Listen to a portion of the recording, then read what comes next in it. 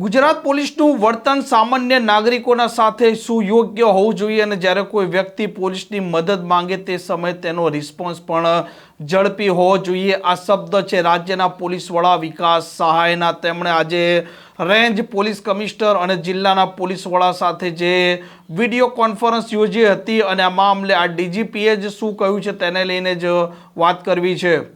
વૈષ્ણવજન તો તેને કહીએ જે પીડ પરાઈ જાનાને રે।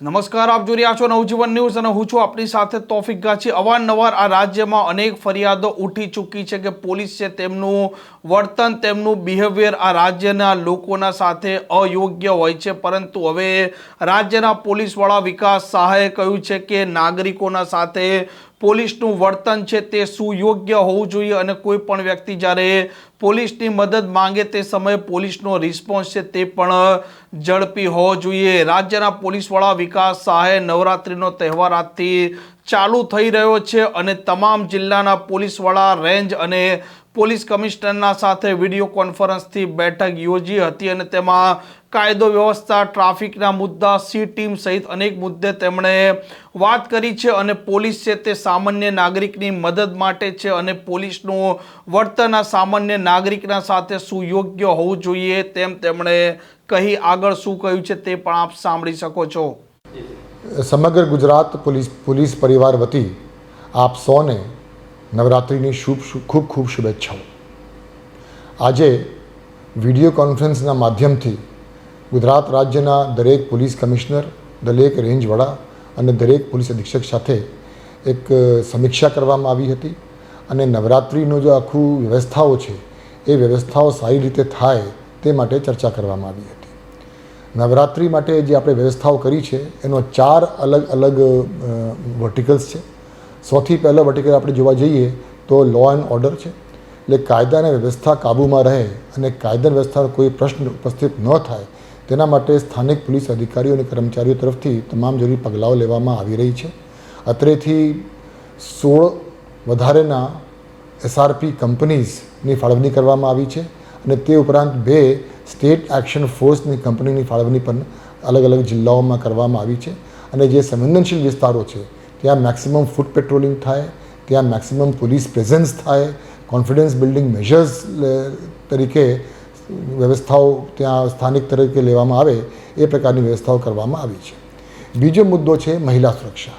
આપણે જાણીએ છીએ કે નવરાત્રિના સમયે ગરબા રમવા માટે ખૂબ મોટી સંખ્યામાં લોકો જતા હોય છે, મહિલાઓ ખૂબ મોટી સંખ્યામાં જતી હોય છે, એટલે મહિલાઓની સુરક્ષા પણ ખાસ ધ્યાન આપવામાં આવી છે।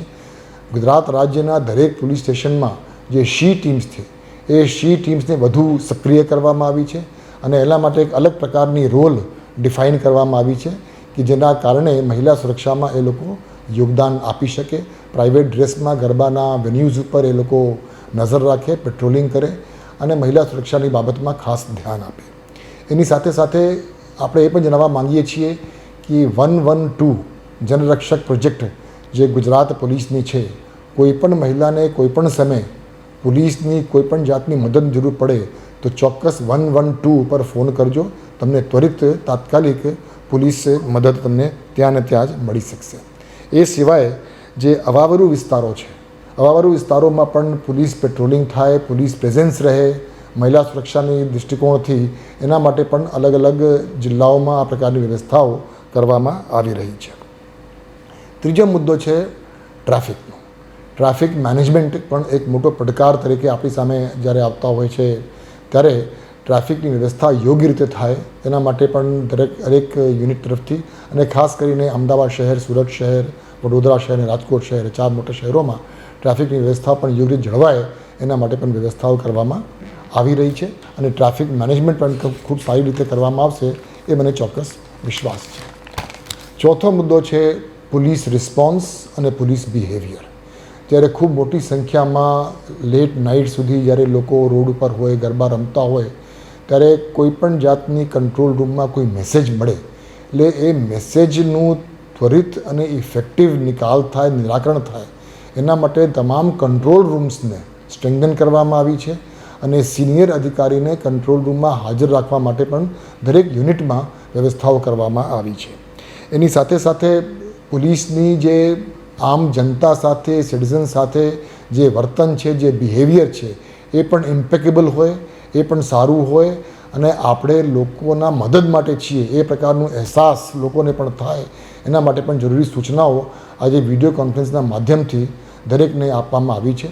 એકંદરે ગુજરાત પોલીસ નવરાત્રિની તમામ વ્યવસ્થાઓને સંપૂર્ણ સારી રીતે કરવા માટે સજ્જ છે અને મને ચોક્કસ વિશ્વાસ છે, આસ્થા છે કે આ જે ફેસ્ટિવલ છે, આ નવરાત્રિનું આખું જે પર્વ છે એ ખૂબ ઉલ્લાસથી, ખૂબ હર્ષથી ગુજરાત રાજ્યમાં મનાવવામાં આવશે. ધન્યવાદ. આમ રાજ્યના પોલીસ વડા વિકાસ સહાયે તમામ થાણા અમલદારોને આદેશ આપી દીધા છે અને પોલીસનું વર્તન પણ પ્રજાજન પ્રત્યે યોગ્ય હોવું જોઈએ તેમ પણ તેમણે કહી દીધું છે. સાથે તમામ થાણા અમલદારો તેમના વિસ્તારમાં રહેલા અસામાજિક તત્વો છે, આ અસામાજિક તત્વોને તેમની ભાષામાં પણ હવે સમજાવવાની પ્રક્રિયા આગળ વધારશે તેવું હાલ દેખાઈ રહ્યું છે. આ પ્રકારના સમાચાર પ્રકારના અહેવાલ માટે નવજીવન ન્યૂઝ ચેનલ જોવાનું ને સબસ્ક્રાઇબ કરવાનું ભૂલતા નહીં. નમસ્કાર. વૈષ્ણવજન તો તેને કહીએ જે